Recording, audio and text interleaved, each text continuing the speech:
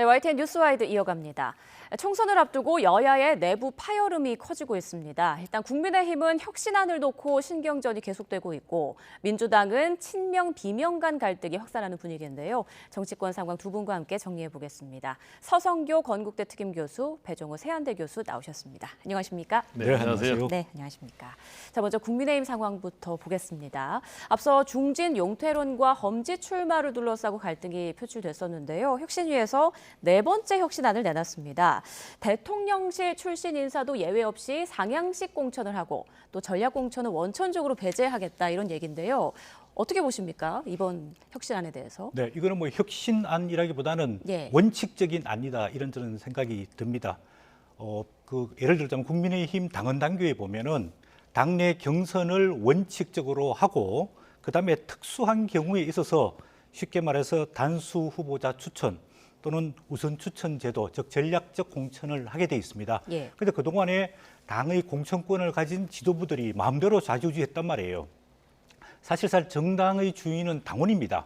당원들이 공직 후보자를 선출할 수 있도록 하는 제도, 즉 상향식 공천, 이게 민주주의의 기본이거든요. 그래서 뭐 외국의 사례를 들어서 그렇지만은 미국에서도 보면은 뭐 공직자 후보 추천, 뭐 대선 후보 추천 대부분은 프라이머리 또는 오픈 프라이머리 이렇게 진행을 하거든요. 프라이머리 같은 경우에는 당원이 참여하는 거고 예. 오픈 프라이머리 같은 경우에는 당원과 일반 유권자들이 참여하게끔 되어 있습니다. 그렇기 때문에 우리 뭐 민주당도 마찬가지고 국민의힘도 마찬가지지만 당헌 당규에는 규정이 돼 있는데 이 규정대로 안 하니까 그동안에 계속해서 공천 파동이 일어나고 문제였단 말이에요.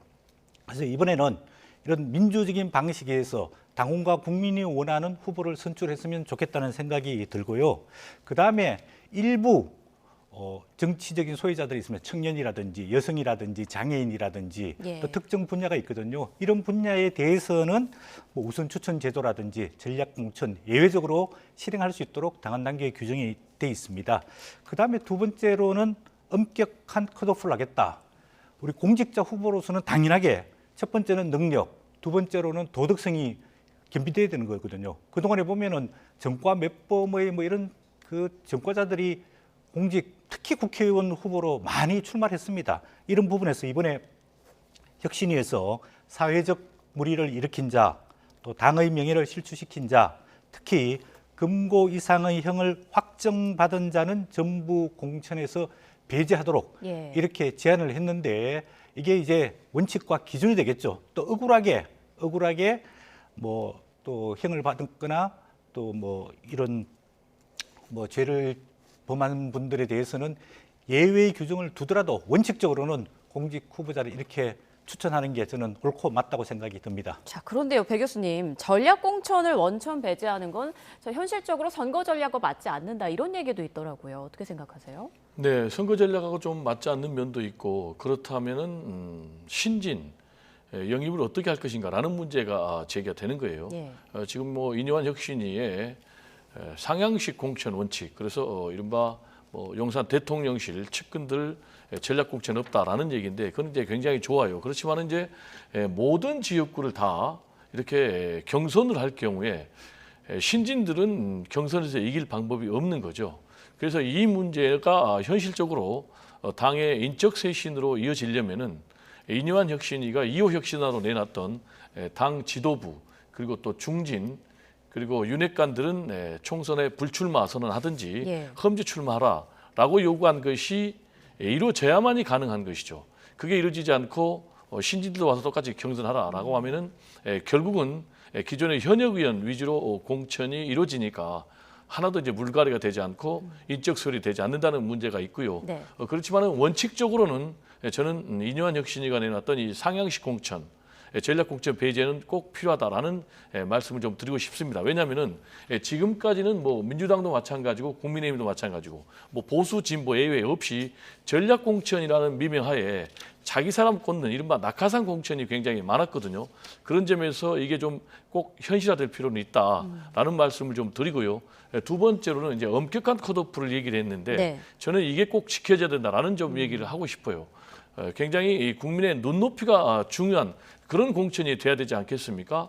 따라서 결국 국민의 눈높이, 즉 민심과 당심이 일치되는 그런 공천이 이루어져야 되는데 이렇게 원칙은 잘 정해놓고 실제로 적용할 때는 예외를 계속해서 적용하는 이 부분이 또 보수 진보, 국민의힘, 민주당 또 구별이 없단 말이에요. 그렇지만은 제가 볼 때는 이번 총선 같은 경우는 과연 누가 정말 도덕적으로 또 그리고 신진들을 많이 영입을 해서 물갈이를 하느냐라는 이제 그런 부분이 중요하기 때문에 어느 때보다도 상당히 좀 여야, 네. 민주당, 국민의힘 모두 좀 치열하게 경쟁을 하지 않겠나 이렇게 기대를 해봅니다. 네, 이 혁신위가 진행하는 것들에 대해서 어느 정도 성과가 있어야 동력이 또 붙을 텐데요. 지금 4개 혁신안 중 하나만이 지금 최고위 의결이 이루어진 상황입니다. 그래픽으로 함께 좀 보면 좋을 것 같은데요. 지금까지 국민의힘 혁신위가 내놓은 4개의 혁신안 1호, 2호, 3호, 4호 지금 나오고 있는데 1호만 지금 결의가 됐고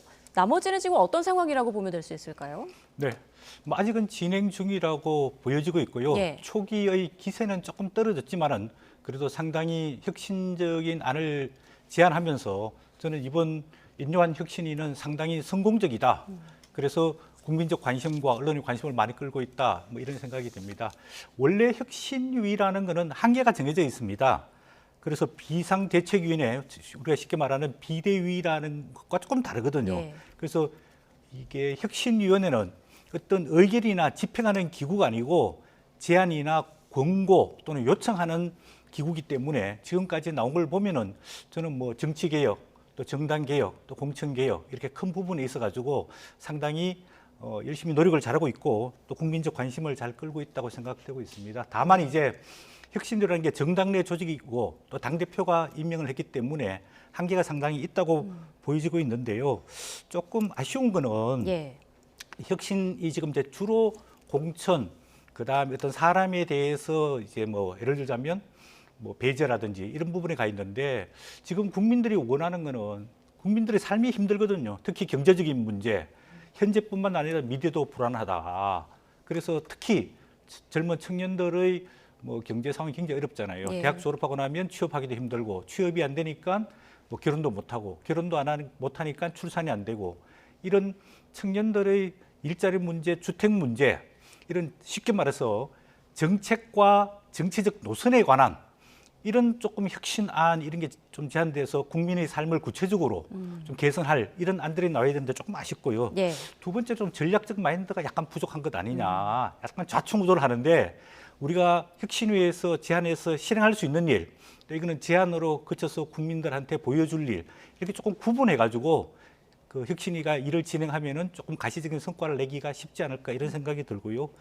마지막에 좀 아쉬운 거는 최근에 이제 뭐 윤석열 대통령이 혁신위에 거침없이 하라 이렇게 힘을 실어줬다.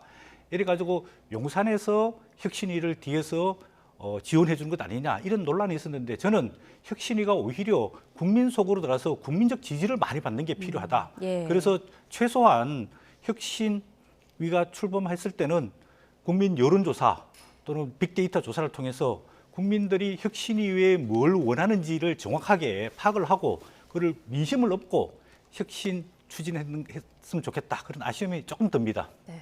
우리 이제 교수님께서 지금 인요한 혁신위가 굉장히 성공적이다 이렇게 평가를 했는데 저는 좀 다르게 평가를 하고 네. 싶어요. 말씀하신 대로 지금 4호 혁신안까지 나왔지 않습니까? 그런데 1호 혁신안 그러니까 뭐 이준석 또 그리고 홍준표 두 사람 징계 해제한 것 외에는 지금 2호안 그리고 3호 혁신안, 4호 혁신안이 다 지금 사실상 받아들여지지 않고 있는 이런 상황 아니겠습니까?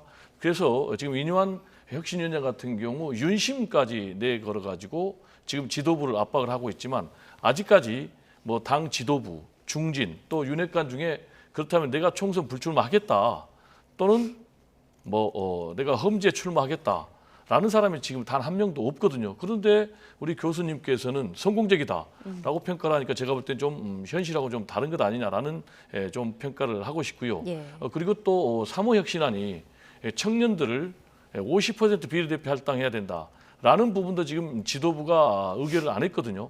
그리고 공천관리위원회로 넘겨버렸거든요. 그리고 아까 우리가 말씀 나눴던 엄격한 컷오프 그리고 상향식 공천 이 문제도 지도부가 사실상 수용을 안 하고 넘겨버렸단 말이에요. 그렇다면 혁신위가 왜 있어야 되느냐라는 그런 회의감이 좀 들 수밖에 없고 그러다 보니까 지금 인요한 혁신위 내부에서도 그렇다면 우리가 있을 필요가 없다. 조기에 해체를 해야 되겠다라는 얘기까지 나오고 있거든요. 그래서 네. 지금 이뇨한 혁신위는 지금 임기가 정해져 있습니다. 활동 시한이 60일 아니겠습니까? 그래서 12월 24일까지가 이뇨한 혁신위의 활동 기한인데 구체적으로 보면 12월 9일 날 이번에 이제 정기국회가 끝납니다. 그러면 12월 12일부터 지금 내년도 총선 예비후보 등록이 시작이 되거든요. 그래서 지금 이뇨한 혁신위에서는 12월 초까지 뭔가 당 지도부에서 가시적인 결과를 내놓지 않으면은 우리는 조기를 해체하겠다라는 이제 그런 입장을 보이고 있기 때문에 또 그러다 보니까 최근에 이뇨한 혁신위원장하고 또 김기현 대표가 강력하게 충돌했고 또 갈등을 좀 봉합하는 그런 모습도 보여졌는데 그렇지만은 이제 계속해서 이뇨한 혁신위원장은 쓴소리를 하겠다라는 그런 입장에서요. 뭔가 가시적인 결론이 나오지 않는다면은 이뇨한 혁신위는 조기에 제가 볼 때는 막을 내리고 그렇게 되면 그 부담감이 결국은 다시 이제 김기현 대표에게 옮아가면서 김기현 대표 사퇴론이 내부에서 고개를 들지 않을까 이렇게 또 우려가 됩니다. 배 교수님께서 말씀하신 것처럼 당내에서 혁신이 조기 종료와 비대위 전환 가능성이 고개를 서서히 들고 있습니다. 혁신위원들 사이에서도 이 혁신이 활동에 대한 회의론이 나오고 있는 상황인데요. 혁신위 측의 발언 잠깐 들어보시죠. 계속 거부하고 받아들이지 않으면 자체적 판단으로 할 수 있는 일은 혁신위를 해체하는 것뿐이 더 있겠느냐. 네, 혁신안 안 받아들일 거면 혁신이 왜 만들었냐 이렇게 좀 들리는데요. 서 교수님께서는 이 혁신위의 조기 종영과 비대위 전환 가능성에 대해서 어느 정도로 좀 높게 보세요? 네, 저는 뭐 혁신위 자체는 문제 제기를 하고 또 국민의 관심을 끌고 상당히 국민의 지지를 받고 있다. 저는 그런 생각이 듭니다. 다만 지금 이제 김기현 당 대표를 비롯한 지도부들, 그 다음에 소위 말하는 이제 윤핵관들 이런 사람들의 이제 용퇴 문제가 걸려 있는데요. 저는 이제 시간의 문제라고 생각하고 예. 해결될 거라고 일단은 보여지고 있습니다. 네. 왜냐하면은 지금 이 상태로 가면은 국민의힘이 내년 총선 4월 10일 이기기 힘들다. 이게 당 내부와 국민들 또 당원들이 바라보고 있는 입장이거든요. 그러면 당이 혁신을 해야 되는데 첫 번째 혁신은 정치적 노선의 변화. 그다음 두 번째로는 기존의 문제 일으켰던 여러 그 중진들 이런 분들이 희생과 헌신이 저는 불가피하지 않을까 싶고요. 국회가 이제 12월 초까지 열리기 때문에 예산 문제라든지 법률안 통과 문제가 좀 정리되고 나면은 이제 급격하게 총선 준비위원회 또는 공천관리위원회가 출범을 하게 되면은 지금 현재 있는 당 지도부의 역할은 굉장히 축소되거나 아니면은 김기현 대표가 사퇴하게 되고 비대위 체제로 가서 총선을 치를 수밖에 없지 않을까. 그런 생각을 듭니다. 네, 그렇군요. 자, 이번엔 민주당 얘기를 좀 해보겠습니다. 민주당의 비명계 의원들이 공식 모임을 출범하고 세력화에 나섰는데요. 자, 일단은 김종민, 윤영찬, 이원욱, 조홍천 이렇게 네 사람이 원칙과 상식이라는 모임을 만들었더라고요. 자, 이 모임의 당내 영향력은 어느 정도라고 보면 될까요? 제가 볼 때는 굉장히 미미하다 이렇게 평가를 하고 싶고요. 또 그리고 갈수록 영향력이 좀 감퇴되고 있다 이렇게 생각을 합니다. 아시겠지만 이제 비명계의 핵심이라 하면은 이제 5명을 꼽을 수가 있는데요. 그 중에 이제 이상민 의원 같은 경우는 사실상 이 원칙과 상식의 모임에서 이탈했어요. 그 이유는 이제 본인 같은 경우 다른 길을 가겠다는 건데 이상민 의원이 선택한 길은 탈당을 해서 지금 행보를 보면 이제 국민의힘으로 합류하는 그런 상황으로 전개가 되고 있는 것 같습니다. 예. 그렇다면 지금 이제 비명계의 핵심이 5명에서 4명으로 줄어들었고 여기에 대해서 지금 당내에 동조하는 세력이 과연 얼마나 되느냐라는 부분과 관련해서 굉장히 좀 축소되고 있는 그런 상황인 것 같아요. 지금 이제 이재명 대표 중심으로 확실하게 좀 당이 안정화돼 가고 있는 그런 상황이고요. 그리고 이재명 대표가 얘기를 하고 있는 것이 총선 승리를 위해서는 당의 단합이 정말로 중요하다. 첫째도 단합, 둘째도 단합, 셋째도 단합이다.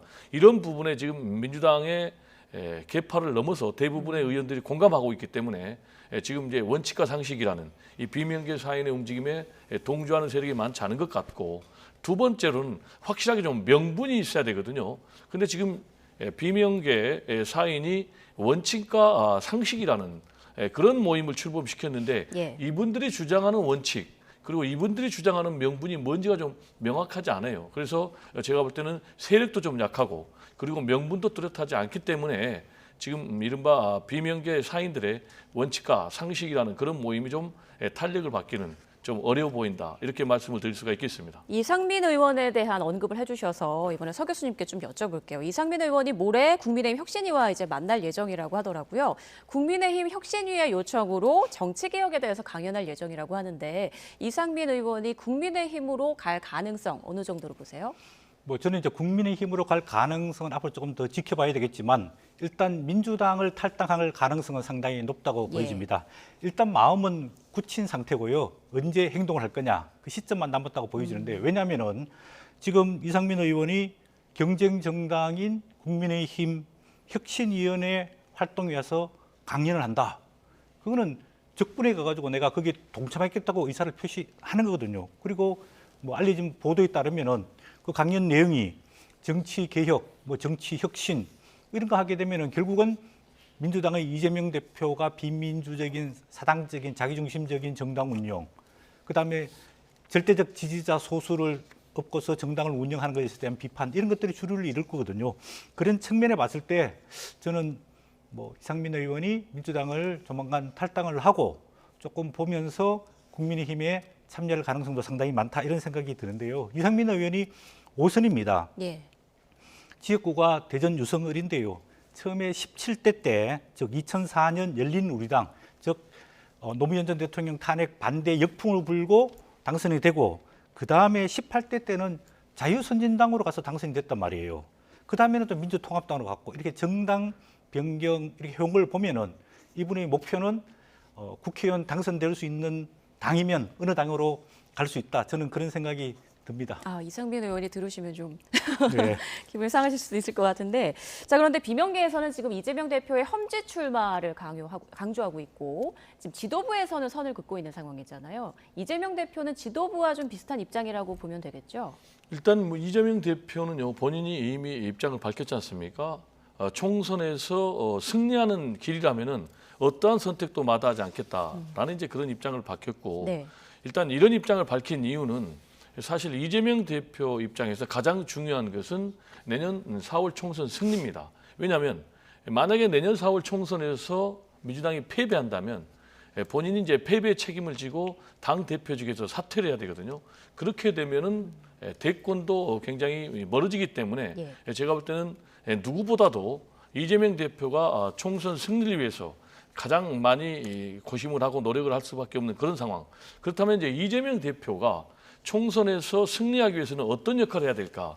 지금 이제 일부 비명계 중심으로 험지 출발론을 내세우고 있지 않습니까? 네. 근데 그러면서 이제 구체적으로 안동으로 나가라라는 얘기까지 하고 있거든요. 그러냐면 안동이야말로 사실상 제가 볼 때는 당선 가능성이 거의 없는 험지 중에 험지거든요. 그러면 이재명 대표 입장에서는 일단 험지에서 살아남아야 되니까 전체 총선을 진두지휘하기보다는 자신의 그 지역구에서 당선되기 위해서 집중하고 올인해야 되는 그렇게 되면 전체 총선의 지휘가 어려워지고 그러면 전체 총선의 승패가 굉장히 어려워지는 그런 상황이기 때문에 일단 그러한 선택은 이재명 대표 개인에게도 좋지 않지만 민주당에도 좋지 않다라고 판단할 가능성이 굉장히 높아요. 예. 그럼 이제 이재명 대표에게 남은 선택지는 세 가지가 됩니다. 하나는 현재 인천 계양을에 다시 나가는 그런 방안이 하나 있고 두 번째로는 이제 비례대표에 출마하는 방안이 있습니다. 비례대표에 출마하는 것과 관련해서는 뭐 일본으로 나가는 방법 또는 후순위로 나가는 방법 그리고 이제 마지막은 이제 아예 불출마를 하는 방법 이 세 가지 방법이 있는데 명분과 또 현실성을 따져서 이재명 대표가 총선의 승리에 민주당이 가는 길 가장 최선의 선택을 할 것 같고요. 다만 이러한 선택은 당장 하기보다는 최대한 좀 시간을 끌면서 정치적인 상황 또 추이를 지켜보면서 선택하지 않을까 이렇게 생각이 됩니다. 네, 배 교수님께 추가 질문 하나 더 드릴게요. 이낙연 전 대표가 요즘 이재명 대표를 본격적으로 좀 비판하고 나섰는데 최근에 한 발언을 보니까 이재명 대표의 사법 문제가 민주당을 옥죄고 그 여파로 당 내부의 도덕적 감수성이 퇴화됐다. 요즘 글쎄요 총선 앞두고 좀 이낙연 전 대표가 존재감을 드러내려고 하는 걸까요? 어떻게 보세요? 그렇게 해석은 됩니다. 예. 제가 이제 이낙연 전 대표의 인터뷰 전문을 쭉 봤는데 네. 지금 그 부분만 언론이 좀 굉장히 주목을 좀 하고 있죠. 부각을 한 네. 거고 전체적으로 굉장히 뭐 국가 외교적인 부분까지 본인이 생각하는 그런 정치관, 국가관을 아주 소상히 밝혔단 말이에요. 근데 그 부분과 관련해서는 분명히 이제 이재명 대표의 사법 리스크를 언급한 건 사실이에요. 일종의 뭐 이재명 대표에 대해서 견제구를 날렸다라는 이제 그런 해석도 가능한 대목이다. 저는 이렇게 생각을 하는데요. 일단 이낙연 전 대표가 비명계의 구심점이 되는 길은 선택하지 않을 것이다 이렇게 생각을 합니다. 그 이유는 아까도 제가 말씀드렸듯이 비명계의 입지가 갈수록 좁아들고 있거든요. 그리고 세가 굉장히 감소되고 있어요. 그럴 경우에 이낙연 전 대표의 입지가 더욱더 축소되는 그런 문제. 그리고 또 사실상 비명계들이 이재명 대표 흔들기를 하고 있는 결정적인 이유는 사실상 총선을 좀 공천을 보장을 해달라라는 그런 메시지가 담겨 있단 말이에요. 그러면은 이낙연 전 대표하고 함께할 경우는 오히려 이제 공천이 힘들어지기 때문에 지금 비명계들도 원하지 않을 것이다라는 이제 그런 말씀을 드리고 싶고요.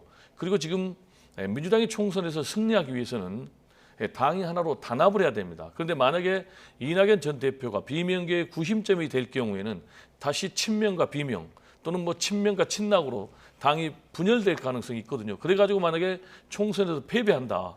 그러면 총선 패배의 책임을 이낙연 전 대표가 고스란히 다 뒤집어 써야 되는 그런 문제가 있고요. 실제로 또 이낙연 전 대표 같은 경우는 호남에서도 약간 부정적인 그런 여론이 있습니다. 어떤 여론이냐면 지난번 대선 패배의 책임에 이낙연 전 대표가 상당 부분 있다라는 그런 여론이 있거든요. 그런 상황에서 이낙연 전 대표가 이재명 대표 흔들기에 비명계에 함께 나서기는 좀 어려울 것이다. 차라리 제 개인적인 생각은 당의 단합의 앞장을 서고 그리고 또 총선에서 본인이 공동선대위원장을 맡아서 승리의 결정적인 견인차 역할을 해서 그 공을 인정받는 것이 이낙연 전 대표의 정치적인 미래 공간을 여는 길이 아닌가 이렇게 생각이 됩니다. 네, 이렇게 여야 모두 당내 갈등이 계속 이어지고 있는 상황인데 지금 이준석 전 대표의 행보에도 계속 관심이 쏠리고 있습니다. 오늘 광주에서 토크 콘서트를 했는데 거기에서 이런 말을 했더라고요. 윤석열 대통령이 기대만큼 바뀌지 않을 것 같다. 12월 27일까지 큰 변화가 없으면 창당이다. 이 말이 꼭 신당 창당 거의 확실시하는 것처럼 좀 들리더라고요. 어떻게 해석하세요? 네, 저는 뭐 현실적으로 창당을 불가피하게 할 것 같습니다. 뭐 아까 제가 좀 전에 오면서 이준석 그 전 대표 페이스북을 보니까 예. 지지자들이 한 3만 4천 명 정도가 지지하고 참여를 하고 있는데 본인이 27일까지 아까 말씀하신 대로 윤석열 대통령의 국정 운영 기조의 변화, 또 당과 대통령실의 관계의 변화, 또 뭐 윤핵관들의 정리 이런 것들이 안 되면은 본인이 창당하겠다고 하는데 예. 저는 뭐 이준석 대표 뭐 당이론적으로 생각을 하면은 국민의힘 전 대표를 했고 본인이 억울하게 당 대표에서 징계를 받긴 했지만은 본인이 생각하는 노선과 가치가 맞으면은 국민의힘 내부에서 총선을 치르는 게 맞다고 보여지고 있고 그거를 용산 대통령실이나 아니면 국민의힘 지도부들이 조금 포용하고 끌어안기를 할 필요가 있다고 보여지는데 만약의 경우에 그게 정치적으로 불가능하게 되면은 결국은 이제 이준석 전 대표가 탈당해서 이제 뭐 창당 불가피할 거라고 보여집니다. 그런데 최근에 하는 거 보면은 이준석 대표가 새로운 어떤 국가 국민을 위한 비전과 가치, 정책을 제시하기보다는 계속해서 윤석열 대통령을 소위 말해 비판하거나 디스하는 역할을 계속하고 있단 말이에요. 그래서 조금 젊은 정치인이면 뭐 본인이 앞으로 새로운 정치를 해보겠다 그러면 과감하게 국민의힘과 결별하고 본인이 새로운 정치를 하기 위해서 광야로 나가서 새롭게 개척하는 게 필요하지 않을까 그런 생각이 들고 사실 지금 국민의힘과 민주당이 국민의 기대에 부응하지 못하는 부분이 많거든요. 새로운 정당, 새로운 정치인에 대한 요구가 많기 때문에 그런 시대 정신을 본인이 안고 좀 과감하게 젊은 사람답게 정치를 하는 게 필요하지 않을까 그런 생각이 듭니다. 이준석 대표가 한동훈 법무부 장관에 대해서도 좀 언급을 했단 말이에요. 언젠가는 나와 경쟁할 수 있을 거란 생각을 한다. 지금 한동훈 장관의 총선 출마에 대해서는 어디까지 좀 얘기가 나오고 있나요? 저는 이제 한동훈 장관은 법무부 장관직보다는 정치, 즉 내년 총선에 출마하는 것으로 상당히 많이 기울었고 예. 최근에 받은 이라든지 횡보를 보면은 총선 출마용으로 이렇게 본인이 행보를 하고 있고 메시지를 던지는 거 아닌가 보여지고 있습니다. 저는 뭐 개인적으로 내년 총선이 윤석열 대통령에 대한 평가, 즉 찬성이냐 반대냐 이렇게 갈 거기 때문에 한동훈 법무부 장관이 윤석열 정부 초기에 주요한 장관으로서 주요한 역할을 많이 했지 않습니까? 그런 측면에 봤을 때 당당하게 총선에 출마해서 국민의 평가와 심판을 받는 게 필요하다고 보여지고 있고, 또 본인도 정치에 관심이 많은 것 같아요. 그런 측면에 봤을 때는 과감하게 조금 나올 필요가 있다고 생각하는데, 이번에 뭐 대구에 그 방문했지 않습니까? 네. 그 메시지를 보면은 굉장히 의미심장합니다. 대구 시민들을 대단히 그리고 깊이 존경한다. 이런 거는 법률가들이 쓸 수 있는 용어가 아니거든요. 굉장히 강조한 메시지를 보면은 한동훈 장관이 우리 그 국민의힘 그 절대 지지 기반인 대구 지역을 방문해가지고 본인이 출마의 메시지를 던졌고, 그것도 다음에 보면은 6.25 전쟁 승리에 대구 경북이 역할을 많이 했고, 또 산업화의 주역이었고, 즉 보수 정통 흐르는 이런 메시지 관점을 정확하게 언급했기 때문에 이후로는 아마 뭐 충청도라든지 호남이라든지 강원도라든지 이렇게 해서 수도권을 방문하면서 총선 준비를 하고 있지 않을까 그런 생각이 듭니다. 대구 출마 소리 나오는데 지역은 아직 이제 언급이 안 되는 거죠? 예, 아직까지는 좀 더 두고 봐야 될 건데 예. 뭐 대구와 특별히 인연이 있는 것 같지는 않고요. 아무래도 한동훈 장관 정도 되면은 정면 승부를 해야 되고, 정면 승부를 한다면은 서울에 조금 그래도 어려운 지역에 출마해서 본인이 이렇게 정정당당한 평가를 받는 게 본인을 위해서나 또 윤석열 뭐 대통령을 위해서도 필요하지 않을까 그런 생각이 듭니다. 한동훈 장관의 총선 출마에 대해서 민주당에서는 어떻게 보고 있나요? 일단 뭐 민주당뿐만이 아니고요. 예. 뭐 이준석 전 대표의 시각, 또 그리고 제 개인적인 전망을 종합해 보면 네. 한동훈 법무부 장관의 총선 출마는 확실시 되고 있다. 예. 이렇게 평가를 할 수가 있겠습니다. 그 이유는 최근에 이제 세 가지 사건이 있었는데요. 첫 번째로 말씀하셨지만은 대구를 방문했어요. 대구 하면은 뭐 보수의 심장 아니겠습니까? 그래서 사실상 뭐 팬 관리를 하는 그런 모습을 보여줬지 않습니까? 현직 국무위원, 법무장관이 그런 행동을 한다는 것은 사실상 완전히 정치에 올인하겠다라는 것을 시사하는 거죠. 열차표가 7시 차인데 네. 열차표를 뭐 10시표로 옮기면서까지 팬 관리를 했다는 이제 그런 것 아니겠습니까? 근데 본인이 확실하게 지금 뭐 정치인으로 가겠다라는 것을 저는 암시를 넘어서 시사했다고 보여집니다. 그래서 이것도 사전에 제가 볼 때는 준비된 시나리오다. 대구를 방문한 것 자체가 그렇다고 저는 해석을 하고요. 두 번째로는 최근에 또 보니까 부인이 노출이 됐어요. 네, 맞습니다. 여태껏 전혀 이제 부인도 변호사인데 부인이 노출이 안 됐는데 부인이 언론에 완전히 지금 한동훈 법무장관 행보와 동시에 지금 부각이 됐거든요. 그러면 이것 또한 저는 언론 플레이다라는 생각이 들고, 또 하나 이제 언론 보도에 주목이 되는 부분이 지금 한동훈 법무장관 후임과 관련해서 지금 인사검증에 들어갔다는 것 아니겠습니까? 그러면 이 세 가지를 종합해 보면 지금 한동훈 법무장관이 총선에 출사표를 던지는 것은 확실시 된다라는 이제 분석이 가능하고요. 또 하나 결정적인 것은 지금 국민의힘 당 상황을 보면 한동훈 법무장관이 꼭 필요합니다. 그 이유는 뭐냐면은 이미 지금 당 내에서 지금 보수 지층 내에서 김기현 대표 체제로는 안 된다라는 그런 평가가 내려졌거든요. 그래서 김기현 대표 체제로 가면 총선에서 필패한다. 그렇기 때문에 이제 인유한 혁신위가 나왔지 않습니까? 근데 지금 인유한 혁신위하고 지금 계속 옥신각신하고 있는 이런 상황. 따라서 지금 앞으로 국민의힘은 두 가지 선택지가 있는 것 같아요. 하나는 비대위 체제로 조기 전환하든지 아니면 선대위 체제로 조기 전환하는 겁니다.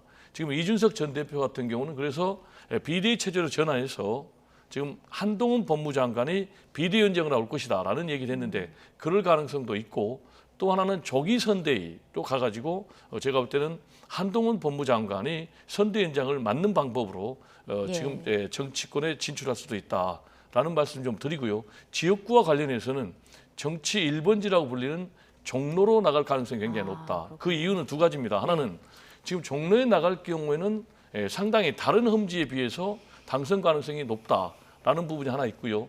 종로 여기에서 이제 정치 1번지니까 여기에서 당선이 될 경우는 바로 본인이 대선 주자급으로 올라가는 그런 효과를 누릴 수 있기 때문에 제가 볼 때는 종로 1번지가 가장 가능성이 높지 않나 이렇게 전망을 합니다. 네, 이제 1분 반 정도 남았는데요. 어제 불거진 문제여서 배 교수님께 좀 짧게 마지막으로 답변 듣고 마무리해야 될 것 같습니다. 민주당에서 내년 총선용 티저 현수막 디자인을 공개했는데 이게 또 청년들을 비하했다라는 지금 비판이 나오고 있습니다. 어떤 내용인지 함께 잠깐 보면 좋을 것 같은데요. 자, 정치는 모르겠고 나는 잘 살고 싶어. 경제는 모르지만 돈은 많고 싶어. 이게 무지한 정치와 경제에 무지한 청년들에 대한 비판 아니냐 뭐 이런 얘기가 나오는데요. 여기에 대해서 좀 짧게 답변해 네, 주시죠. 매우 부적절한 현수막이고요. 요즘 청년들이 굉장히 영리합니다. 똑똑하고.